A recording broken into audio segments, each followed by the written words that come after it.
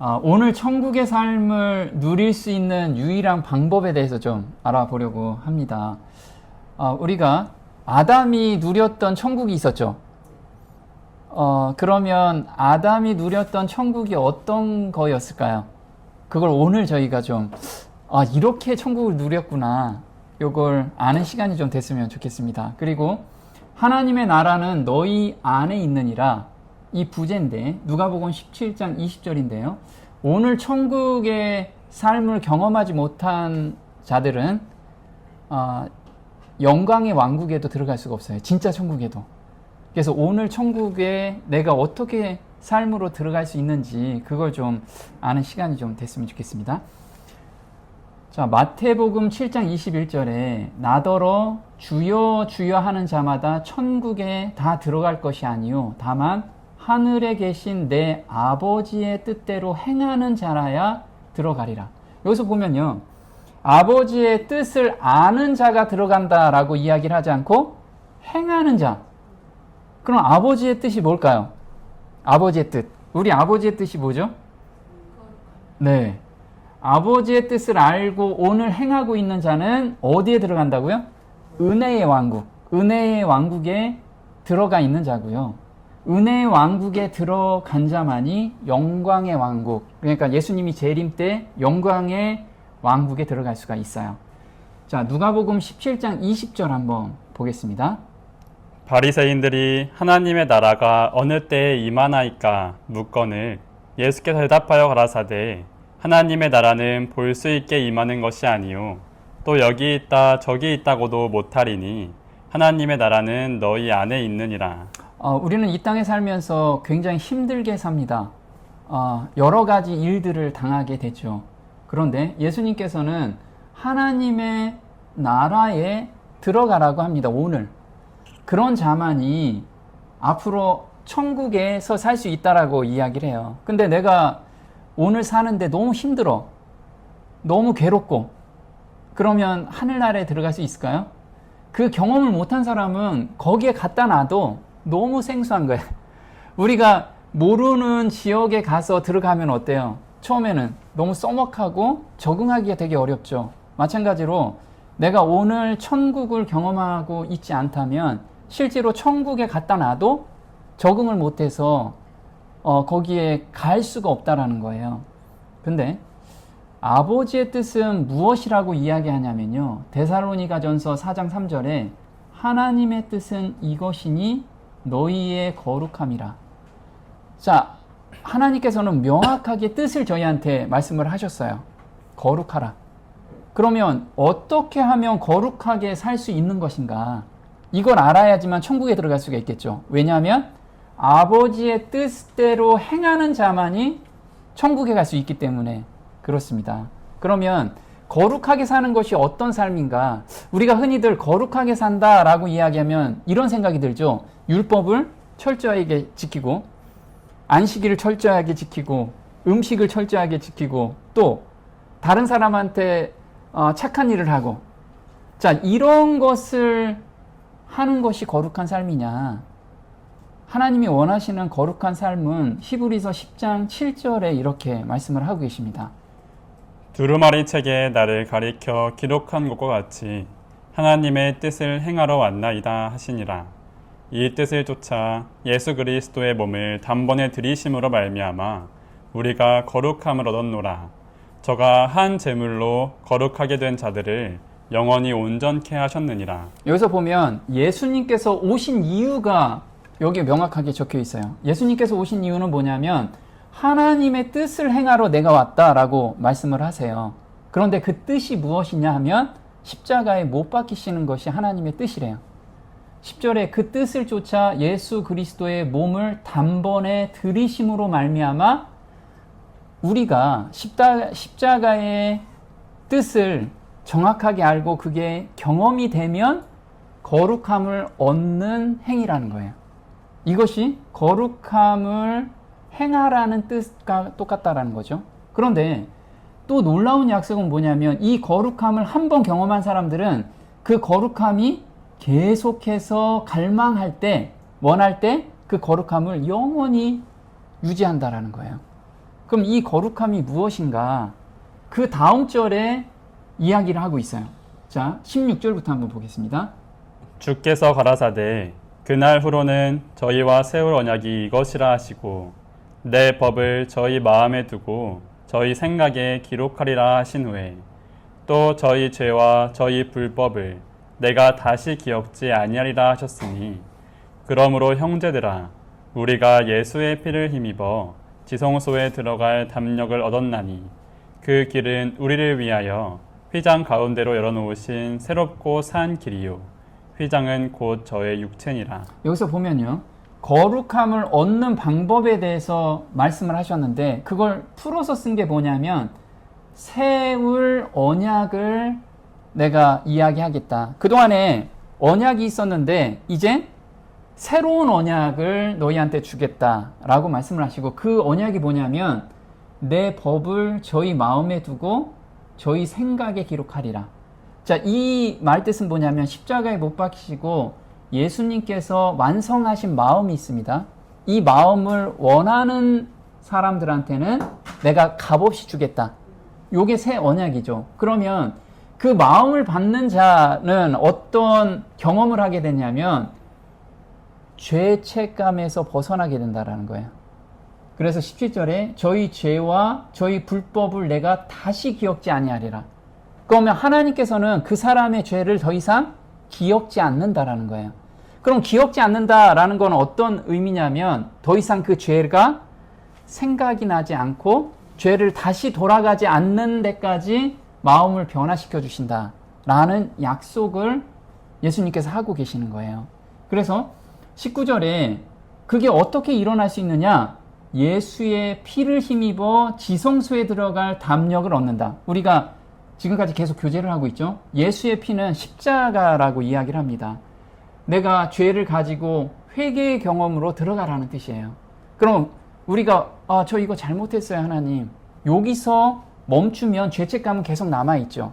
그래서 지성소까지 가라라는 뜻은 뭐냐면 온전한 용서의 경험까지 가라. 내가 회개하고 있다 그러면 거기서 멈춰버리면 신앙이 굉장히 힘든다 이거죠. 참된 회개는 용서함의 경험까지 가야 된다라는 거예요. 용서함의 경험이라는 건 지성소에서 우리가 피를 한 번 더 뿌리죠. 더 뿌린다라는 건 뭐냐면 내 본성이 변화되는 것을 의미합니다. 우리가 자꾸 이런 이야기를 많이 하죠. 그래서 어떤 미운 사람이 있을 때 더 이상 미워지는 마음이 없어지고 그 사람을 위해서, 그 사람의 구원을 위해서 내가 기도하는 마음까지 변화되는 마음으로 우리를 변화시켜 주겠다. 이거는 인간이 할 수 없는 거기 때문에 이거는 새롭고 산 길이라는 뜻이에요. 지금까지 인간이 경험할 수 없는 일을 예수님께서 해주시겠다. 그걸 위해서 내가 십자가에 못 박혔고 지금 지성소 내가 봉사를 하고 있는 거다 라는 걸 우리한테 보여주고 계신 거죠. 그래서 우리가 거룩함을 얻는 방법은 깊은 회개와 용서받는 경험, 즉 새 마음을 받는 경험에 들어가면 천국, 은혜 왕국이 시작되는 거예요. 이 경험 가운데 우리가 계속 가는 사람만이 영광의 왕국까지 들어가는 거죠. 자, 여기가 침례 요한입니다. 그래서 침례 요한이 전했던 기별은 아주 단순해요. 그리고 그 기별은 예수님께서 그대로 전하셨어요. 뭐라고 전했냐면 마태복음 3장 1절에 이렇게 나옵니다. 그때에 침례 요한이 이르러 유대 광야에서 전파하여 가로되 회개하라 천국이 가까웠느니라 하였으니. 자, 침례 요한은 외치면서 무엇이라고 했냐면 율법 철저히 지켜라, 안식일 철저히 지켜라, 그래야 너희들이 천국에 갈 수 있다, 이렇게 이야기한 게 아니고 회개하라, 그러면 천국이 너희 것이다, 이 말씀을 하신 거예요. 근데 예수님께서도 똑같이 말씀하세요. 마태복음 4장 17절이죠. 이때부터 예수께서 비로소 전파하여 가라사대 회개하라 천국이 가까웠느니라 하시더라. 자, 예수님도 진리는 아주 단순하죠. 회개할 때 천국이 이루어진다라고 말씀을 하시는 거예요. 그래서 우리가 천국에 들어갈 수 있는 유일한 방법은 바로 깊은 회개에 들어가는 거예요. 그럼 이것도 우리가 할 수가 없죠. 성령님께서 해주시는 일이라는 거예요. 우리는 회개하고 싶어요. 이 마음, 갈망만 있으면 인도하시는 분이 하나님이시라는 거예요. 자, 근데 라오디게아 교회, 마지막 교회가 있죠. 마지막 교회에게도 경고하신 말씀이 있어요. 그건 무엇이냐면 계명을 지켜라. 이렇게 말씀하지 않으셨어요. 뭐라고 말씀하셨을까요? 자, 계시록 3장 19절입니다. 무릇 내가 사랑하는 자를 책망하여 징계하노니 그러므로 내가 열심을 내라 회개하라. 볼지어다 내가 문 밖에 서서 두드리노니 누구든지 내 음성을 듣고 문을 열면 내가 그에게로 들어가 그로 더불어 먹고 그는 나로 더불어 먹으리라. 이기는 그에게는 내가 내 보좌에 함께 앉게 하여 주기를 내가 이기고 아버지 보좌에 함께 앉은 것과 같이 하리라. 자, 우리한테 보좌에 함께 앉게 한다라는 건 왕권을 준다라는 거예요. 근데 마지막 교회에 지금 말씀하시는 게 뭐냐면 회개하라 라고 이야기하는데 그 앞에 뭐라고 썼어요? 열심을 내서 회개하래요. 마지막 때는 열심을 내서 회개하는 자만이 보좌에 앉는 권한이 주어진대요. 근데 여기서 보면 20절에 내 음성을 듣고 문을 여는 행위가 뭐냐면 회개하는 행위예요. 내가 깊이 회개가 되면 예수님을 받아들이는 거죠. 그래서 우리가 새 마음을 받는다라는 건 예수님을 영접한다라는 뜻이에요. 그럼 문이 열린 거죠. 그 다음에 그는 나로 더불어 먹으리라. 그러면 계속해서 먹는 건 뭐예요? 내가 헌신 기도로 헌신을 통해서 새 마음을 매 순간 계속 받는 것을 간구하는 사람만이 예수님과 같이 먹는다라는 이야기를 하고 계세요. 이런 사람은 하나님 보좌에 같이 앉게 된다라는 거죠. 자, 우리가 문을 연다라는 것은 깊은 회개를 의미하는데 이게 출애굽기 12장 22절에 우리가 좌우 문설주에 피를 뿌리는 행위를 바로 문을 연다라는 뜻이에요. 그리고 더불어 먹는다라는 것은 요한 1서 1장 8절에 예수님과 함께 동행하는 삶은 내가 거룩하게 사는데 죄를 하나도 안 짓고 요것도 안 하고 저것도 안 하고 요런 삶이 아니고 내 죄를 매 순간 예수님께 드리는 사람이 꼴을 먹는다라는 거죠. 자, 한번 보겠습니다. 만일 우리가 죄 없다 하면 스스로 속이고 또 진리가 우리 속에 있지 아니할 것이요 만일 우리가 우리 죄를 자백하면 저는 미쁘시고 의로우사 우리 죄를 사하시며 모든 불의에서 우리를 깨끗게 하실 것이요. 지금 예수님과 관계하는 삶은 어떤 삶이냐면 저 죄 없어요. 저 이렇게 거룩하게 살았잖아요. 이런 사람은 예수님과 관계가 없는 사람이라는 거예요.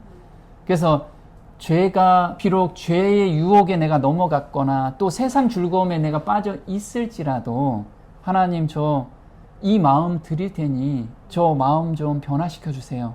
이렇게 지금 갈망하고 기도하고 있는 사람은 예수님 안에 있는 자라는 거예요.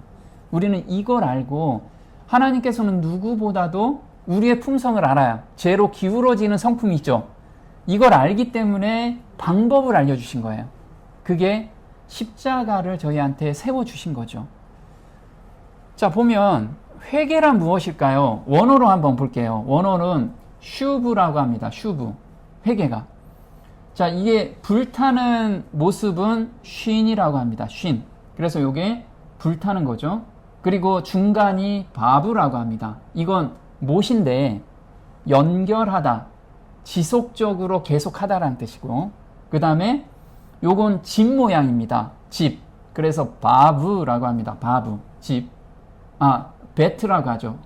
베트라고 하는데 이 의미가 뭐냐면 회개라는 것은 땅의 집을 계속해서 태워 없앤다라는 의미예요. 땅의 집. 땅의 집이 뭐죠? 우리를 집이라고 이야기하잖아요. 내가 올라오는 자아를 매 순간 불태우는 것을 회개라고 합니다. 그래서 바울 형제는 이 글자를 보고 고린도후서 5장 1절에 이렇게 이야기를 해요. 만일 땅에 있는 우리의 장막집이 무너지면 하나님께서 지으신 집 곧 손으로 지은 것이 아니요 하늘에 있는 영원한 집이 우리에게 있는 줄 아나니 과연 우리가 여기 있어 탄식하며 하늘로부터 오는 우리 처소로 덧입기를 간절히 사모하노니. 지금 바울 형제가 이걸 고린도후서 5장에 쓴 건 뭐냐면 장막집이 무너진다라는 뜻은 뭐냐면 회개한다라는 뜻이에요. 바울 형제는 로마서 7장에 자기가 죄로 기울어지는 품성 때문에 어쩔 수 없이 계속 죄로 넘어가는 자기 모습을 보면서 애통해했어요. 애통해. 그러면서 이걸 깨달은 게 뭐냐면 깊은 회개에 들어가면 하늘에 있는 영원한 집이 나한테 덧입혀지는구나. 이것을 깨닫게 된 거예요. 그래서 땅에 있는 집이 무너진다라는 것을 회개라고 하는 거죠. 또 로마서 6장 6절에 이렇게 이야기를 하죠. 우리가 알거니와 우리 옛사람이 예수와 함께 십자가에 못 박힌 것은 죄의 몸이 멸하여 다시는 우리가 죄에게 종노릇하지 아니하려 함이니. 자, 여기에서도 회개에 대한 이야기를 하고 있죠. 자, 회개라는 것은 무엇이냐면 예수와 함께 십자가에 못 박히는 것을 회개라고 한다. 그걸 구체적으로 뭐라고 하냐면 죄의 몸이 멸하는 것을 의미한다. 이거는 바울 형제는 히브리어를 봤어요. 성경을 읽을 때 히브리 성경을 봤는데 그 모양을 따서 복음서를 기록했다라는 거죠. 근데 더 놀라운 것이 있습니다. 우리가 깊은 회개에 들어간 사람들은 무엇을 하냐면 같은 단어인데 여기 앞에 타부라는 요 타부가 십자가인데 타부라는 것을 붙여놓으면 무엇이라고 있냐면 사바트라고 합니다. 사바트. 사바트가 뭐죠? 안식. 우리 안식일이라고 하죠. 그럼 깊은 회개를 경험한 자는 안식에 들어가는 거예요. 이 안식에 들어갈 수 있다라고 말씀을 하신 거죠. 그래서 우리가 타부라는 것은 저렇게 십자가 좌우 문설주에 피를 바르는 모양이 바로 타부라고 해요. 그래서 예수님의 그 피의 공로에 의지하고 있는 사람, 이 사람이 안식에 들어갔다라는 뜻이에요. 그래서 우리가 안식일을 거룩하게 지키어라 라는 뜻은 뭐냐면 십자가 언약으로 돌아가라 라는 뜻이에요. 안식일이라는 게 십자가의 언약으로 돌아가라. 그래서 예수님께서 십자가는 예수님이 주인이시죠. 그래서 인자는 안식일의 주인이니라 하시니라. 이게 그대로 바울 형제는 이렇게 히브리어를 보고 계속해서 예수님께서도 말씀하시고 그 다음에 바울 형제도 이야기하고 계신 거죠. 자, 보면 하나님의 안식에 들어간다는 것은 예수님 피 언약에 온전히 매달리는 삶을 의미해요. 그래서 우리가 안식일이다 하면 날짜를 지키는 것 의미 있죠. 그런데 그것만 지킨다면 바리새인하고 다를 게 하나도 없어요. 그런데 십자가 언약으로 우리가 돌아간다면 참 안식일을 지킬 수 있는 거죠. 자, 출애굽기 12장 22절 한번 볼게요. 너희는 우슬초 묶음을 취하여 그릇에 담은 피에 적시어서 그 피를 문 임방과 좌우 설주에 뿌리고 아침까지 한 사람도 자기 집 문 밖에 나가지 말라. 여호와께서 애굽 사람을 치러 두루 다니실 때 문 임방과 좌우 설주의 피를 보시면 그 문을 넘으시고 멸하는 자로 너희 집에 들어가서 너희를 치지 못하게 하실 것임이니라. 자, 여기서 보면 그 피를 문 임방 좌우 설주에 뿌리라고 이야기를 해요. 자, 좌우 설주에 뿌린다라는 것을 십자가라고 이야기를 하고 있습니다. 그래서 예수님의 피에 우리가 들어가 있으면, 그러면 여기서 뭐라고 얘기하냐면 아침까지 한 사람도 자기 집 문 밖에 나가지 마라. 만약 문 밖에 나가면 멸망하는 천사가 죽이기 때문에 나가지 말라라고 이야기하는 거예요. 그럼 우리가 죄를 범했고 넘어졌을 때 어떻게 하면 돼요? 예수님의 피 안에 들어가 있으면 돼요. 그럼 피 안에 들어가 있는 것이 무엇이냐? 우리가 죄를 고백하고 버릴 때, 회개하고 버릴 때 문 안에 들어가 있는 상태라는 거죠. 그래서 23절에 여호와께서 애굽 사람을 친다라는 건 심판하신다라는 뜻이에요. 근데 천사가 넘어간다, 근데 심판이 없는 게 아니고 넘어간대요. 왜 넘어갈까요? 그 앞에 무엇이 죽어 있기 때문에?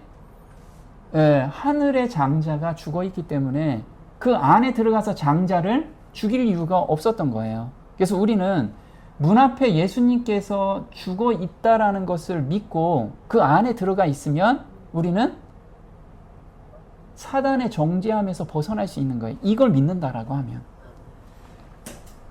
자, 볼게요. 왼쪽은 슈브라고 했어요. 슈브라는 뜻이 회개라는 뜻이라고 그랬고, 회개한 자는 사바트, 안식에 들어간다라는 뜻이에요. 그래서 깊은 회개를 경험한 자는 자연스러운 결과로 천국이 시작이 됩니다.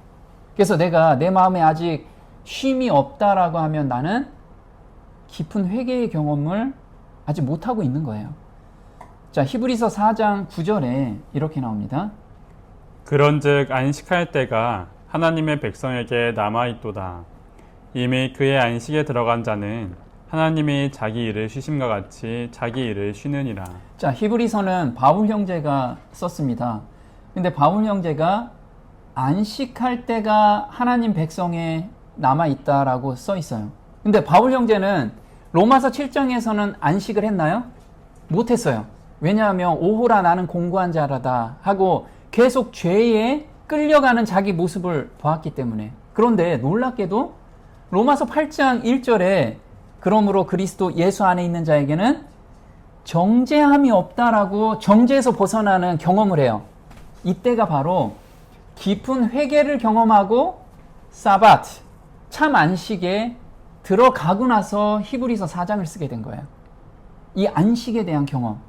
우리가 중요한 건 이 안식에 우리가 들어가야 돼요. 자, 출애굽기 31장에 보겠습니다. 너는 이스라엘 자손에게 고하여 이르기를 너희는 나의 안식일을 지키라. 이는 나와 너희 사이에 너희 대대의 표징이니 나는 너희를 거룩하게 하는 여호와인 줄 너희로 알게 함이라. 이는 나와 이스라엘 자손 사이에 영원한 표징이며 나 여호와가 엿새 동안의 천지를 창조하고 제7일에 쉬어 평안하였음이니라 하라. 자, 여기서 보면 평안을 저희한테 주시려고 말씀을 하세요.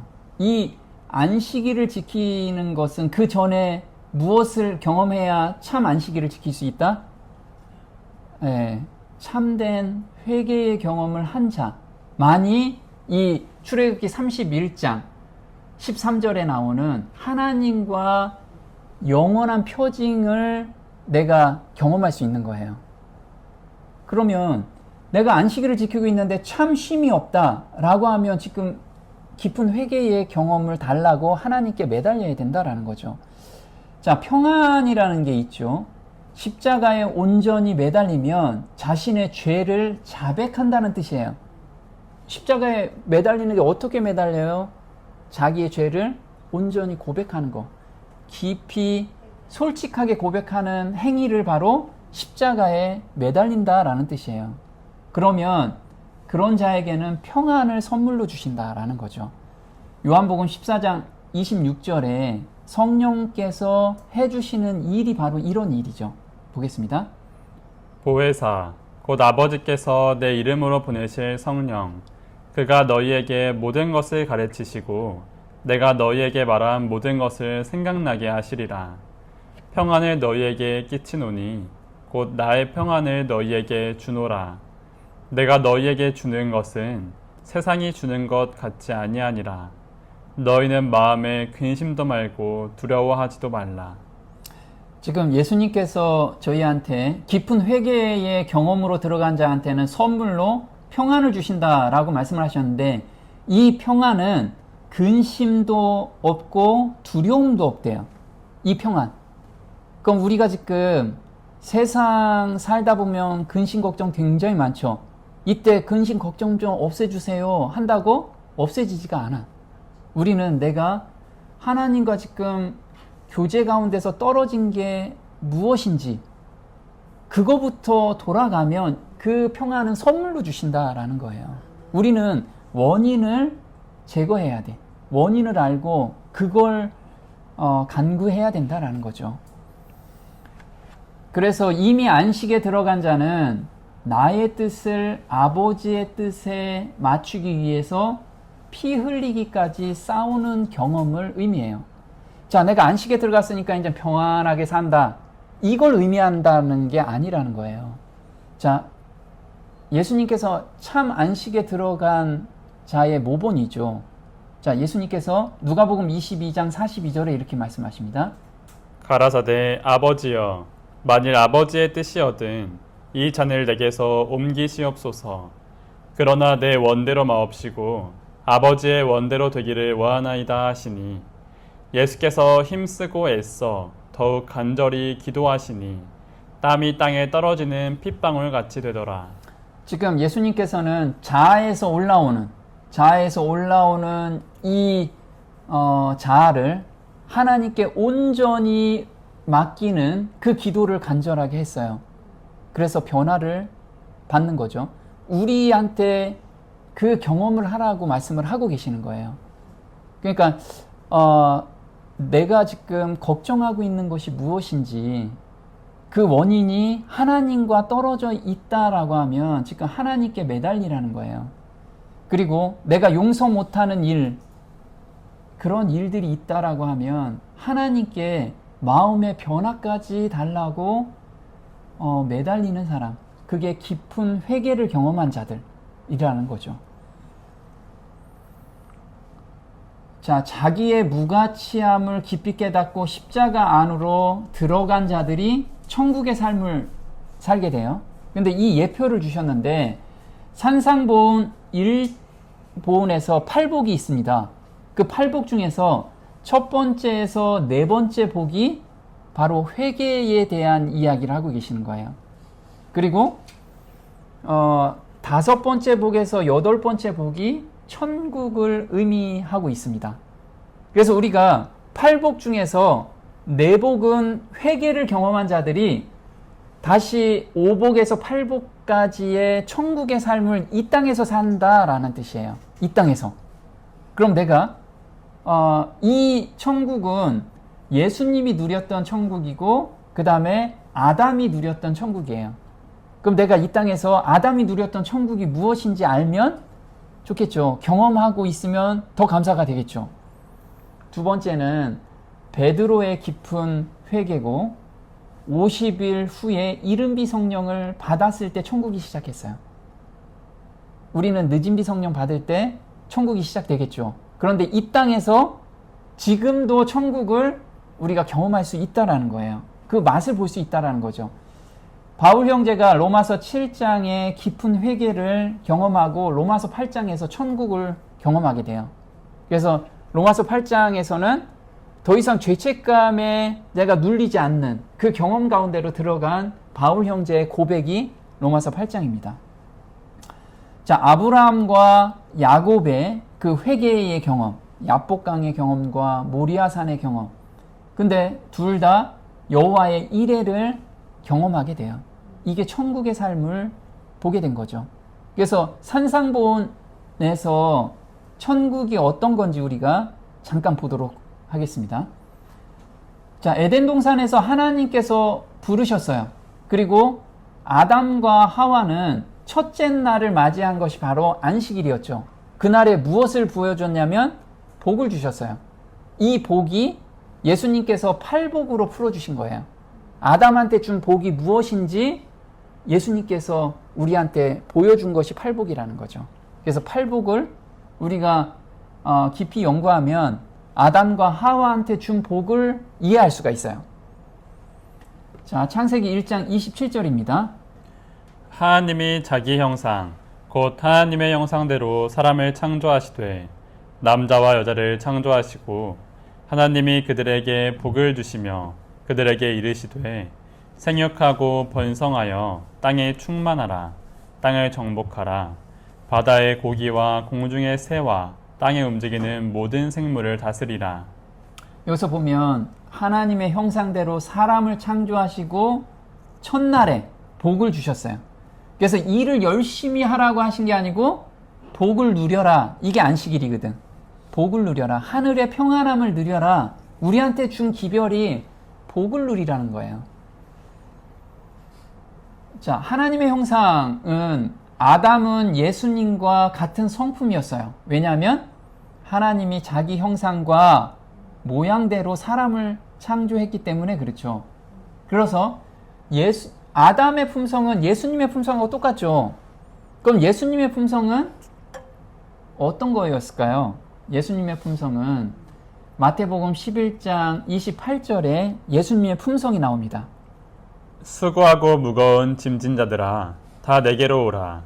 내가 너희를 쉬게 하리라. 나는 마음이 온유하고 겸손하니 나의 멍에를 메고 내게 배우라.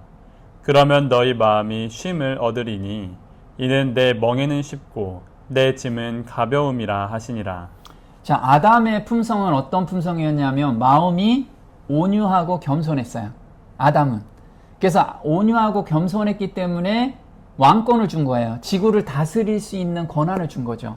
그럼 우리가 앞으로 천국에 가서 왕권을 받습니다.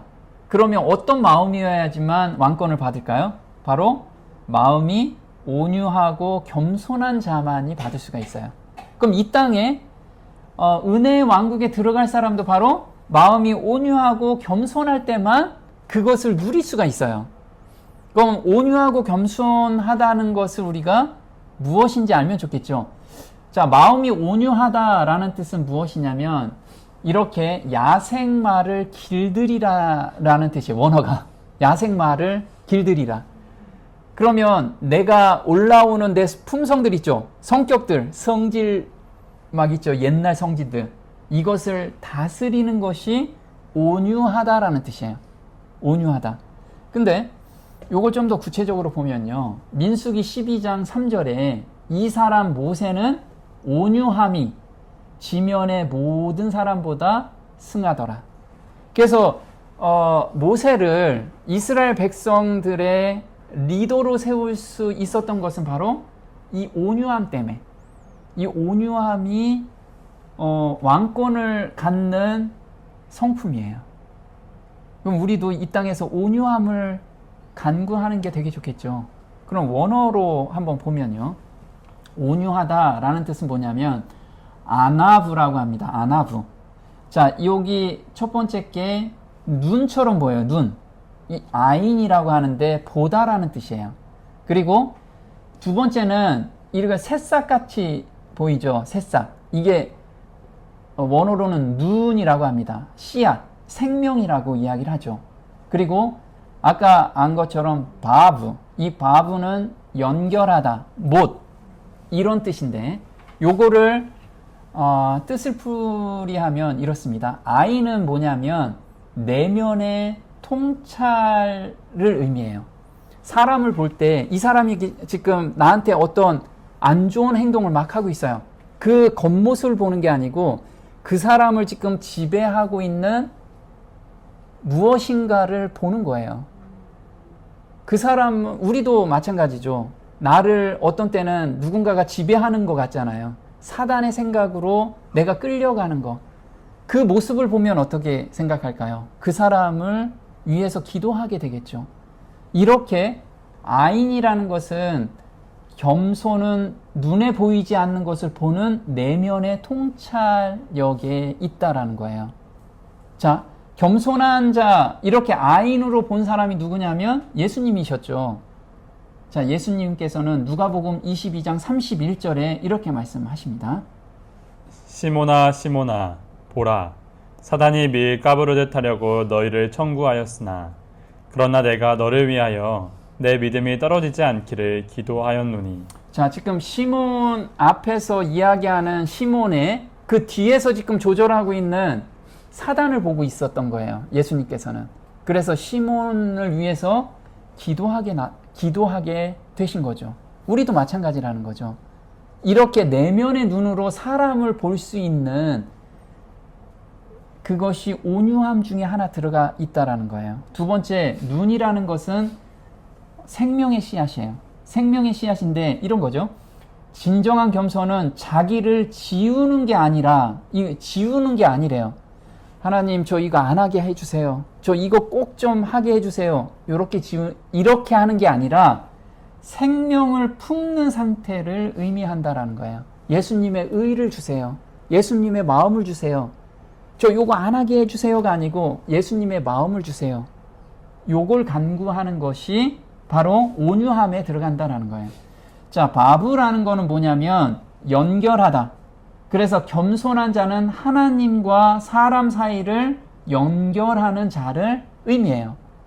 그래서 내 자아가 높아지면 이 연결이 끊어지고 내 자아가 낮아지면 하나님과 다른 사람을 연결시켜주는 마음이 있고 그런 행동이 나온다라는 뜻이죠.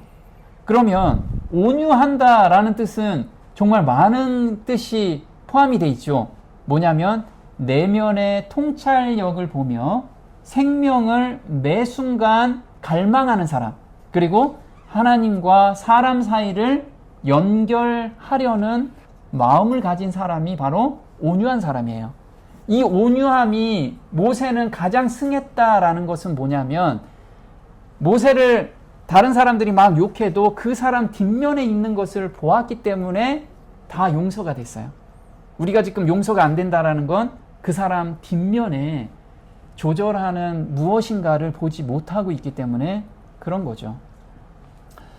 자, 온유하고 겸손한 마음을 어떻게 받는지를 기록한 것이 마태복음 5장에서 7장인데 창세기 2장 15절에 여호와 하나님이 그 사람을 이끌어 에덴 동산에 두사 그것을 다스리며 지키게 하시고 동산으로 불렀어요. 예수님께서도 팔복을 말씀하실 때 예수께서 무리를 보시고 산에 올라갔어요. 동산에서 이걸 이야기하셨어요. 왜냐하면 예수님께서는 에덴 동산에서 하나님께서 주신 복이 무엇인지를 이 사람들한테 알려주시기 위해서 상황을 비슷하게 만드신 거예요. 상황을. 자, 복을 주셨는데 팔복을 통해서 아담에게 주신 복이 무엇인지 우리가 좀 알아보자고요. 자, 산상보훈에서 첫 복에서 네 번째 복은 회개의 복이었어요. 자, 아담은 이때 죄를 범하기 전에는 5절에서 8절까지만 복을 받았죠. 그런데 죄를 짓고 나서는 첫 번째에서 네 번째 그 마음이 있어야지만 5복에서 8복을 받을 수 있다라는 거예요. 자, 마태복음 5장 3절에 심령이 가난한 자는 복이 있나니 천국이 저희 곳이며. 자, 심령이 가난해야 돼. 심령이 가난하다라는 뜻은 뭐죠? 내가 할 수 있는 것이 아무것도 없구나. 이걸 깊이 깨닫는 자가 가난한 자라는 뜻이에요. 자, 원어로 보면 가난하다라는 뜻은 푸토코스라고 하는데 남한테 의존하지 않고는 한 시간도 살 수 없는 상태. 이 상태를 가난하다라고 이야기를 해요. 그러면 내가 어떤 죄에 빠졌을 때 나는 할 수 있어요. 이 의지력을 가지고 있는 사람은 가난할 수가 없어. 그걸 하다 나는 할 수가 없구나를 느꼈을 때 이게 심령이 가난하다는 것이죠. 그 다음에 애통하는 자는 복이 있대요. 저희가 위로를 받는다라고 이야기하죠. 자, 애통한다라는 뜻은 바울 형제가 로마서 7장에 오호라 나는 공고한 자도다 이것을 느끼는 그 경험이죠. 한번 볼게요. 그리스도는 여기서 영적 가난 속에서 완전의 표준에 달하기를 열망하는 자들을 지칭하고 있다. 자, 애통하다라는 것은 우리가 창자가 끊어지는 고통을 애통하다라고 이야기를 해요. 근데 사람이 지금 말씀하신 것은 예수님의 품성이 기준이 된 사람은 내가 거기까지 도달할 수 없다라는 것을 자각할 때 애통이 나온다라는 거예요. 기준이 정해졌을 때. 기준이 없을 때는 애통이 나오지 않는다라는 거예요. 근데 내가 도저히 도달할 수 없는 거구나. 이게 바울 형제가 굉장히 정직하게 살고 굉장히 율법적으로 흠이 없는 자였어요. 그런데 자기가 예수님의 품성을 보고 나서는 내가 도달할 수 없는 범이구나. 이걸 정말 애통하게 느꼈던 것이 바로 이 애통한 자라는 거죠. 그래서 로마서 7장 24절에 오호라 나는 공고한 사람이로다. 이 사망의 몸에서 누가 나를 건져내랴. 이 간증이 나온 거예요. 이 애통하다는 뜻이 그런 거죠. 자, 온유한 자는 복이 있나니 저희가 땅을 기업으로 받을 것이며. 온유한 자, 조금 전에 우리가 공부했죠. 온유하다. 자, 아까 야생마를 길들이다, 그 정도 수준이 아니고 하나님과 연결시키기 위한 마음이 있어야 된다라는 거예요. 그게 온유한 자라는 거죠. 그 다음에 의에 줄이고 목마른 자는 복이 있나니 저희가 배부를 것이며. 그래서 내가 의가 전혀 없구나. 그래서 의를 계속해서 갈망하는 자, 요게 깊은 회개로 들어간 자를 의미해요. 그런 자는 마태복음 5장 7절부터 10절의 경험을 하게 되는 거예요. 보겠습니다. 긍휼히 여기는 자는 복이 있나니 저희가 긍휼히 여김을 받을 것이미요. 마음이 청결한 자는 복이 있나니 저희가 하나님을 볼 것이미요. 화평케 하는 자는 복이 있나니 저희가 하나님의 아들이라 일컬음을 받을 것이미요. 의를 위하여 핍박을 받은 자는 복이 있나니 천국이 저희 것임이라. 자, 우리가 천국의 삶은 이런 사람들이 사는 모습이에요. 내가 지금 이런 마음이 없다라고 한다면 깊은 회개부터 들어가는 거예요. 자, 긍휼히 여기는 자는 복이 있나니. 우리가 흔히들 긍휼히 여기지 못하는 것은 그 사람을 이해 못했기 때문에 긍휼히 여김을 못해요. 그래서 그 사람을 이해하게 되면 나도 같은 마음이 생긴다라는 거예요. 두 번째, 마음이 청결한 자는 복이 있나니 저희가 하나님을 볼 것이래요. 하나님을 볼 수 있는 유일한 방법은 죄가 없을 때 볼 수 있어요. 그래서 내가 죄에 대해서 애통해하면서 거기에서 온전한 용서의 경험을 받은 사람이 바로 마음이 청결한 자라는 거죠. 자, 그 다음에 화평케 하는 자. 화평케 한다라는 거 아까 온유한 자 안에 화평케 한다라고 하죠. 연결시키는 자. 그런 자는 하나님의 아들이라고 일컬음을 받는데요. 그리고 의에 줄인 사람은 의를 받았을 때 그대로 우리가 삶을 살 때 의를 위하여 핍박을 받게 된다라는 뜻이죠. 그래서 우리가 천국에 사는 삶은 정말 이런 삶, 내가 지금 평안하게 잘 살고